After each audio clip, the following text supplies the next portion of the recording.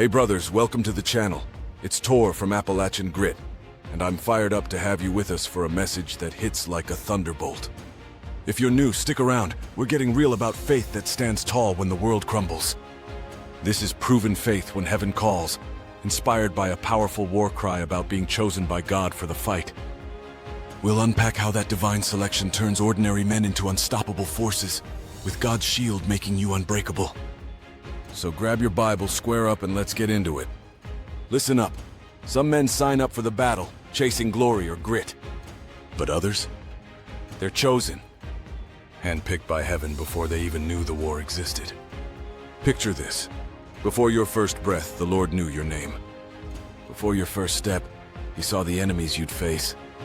Before your first scar, He planned your triumphs. Jeremiah chapter 1 verse 5 says it straight. Before I formed thee in the belly, I knew thee. And before thou camest forth out of the womb, I sanctified thee, and I ordained thee a prophet unto the nations. That's the call.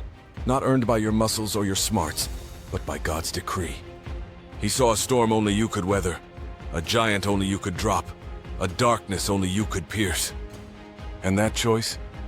It's not for the faint, it's for the faithful who know their backup is the King of Kings. When heaven taps you, the signs hit early. You're restless in the easy life, feeling like the world's games are too small for the fire inside.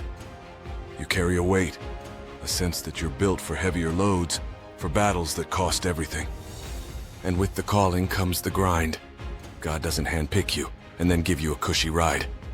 No, you're tested from the jump, thrown into the fire to forge your edge. While others chase comfort, you're learning to stand alone, your spirit etched with orders the world can't read. It's in those lonely nights, those gut-wrenching trials that it shapes you. Because a chosen warrior doesn't break, he bends to God's will.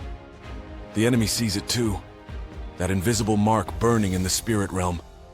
This one's claimed by the Lord of Hosts. That's why the hits come hard. Betrayals cut deep.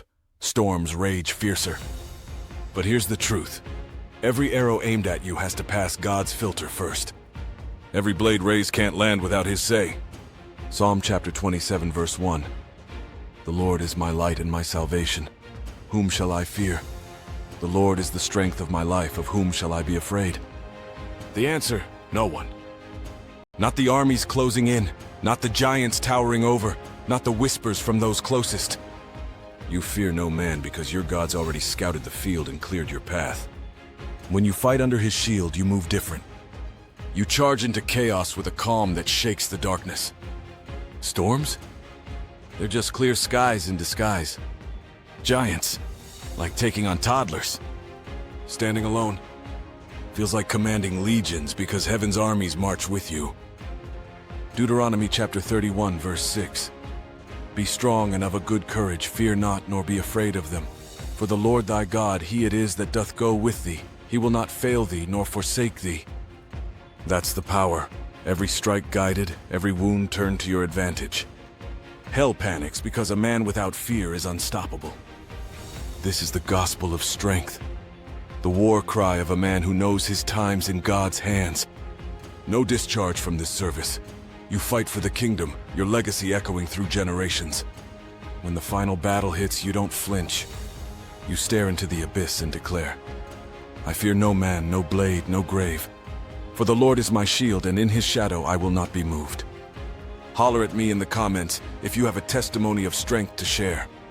One that glorifies God and has propelled you to do unthinkable acts of courage in the sights of heaven.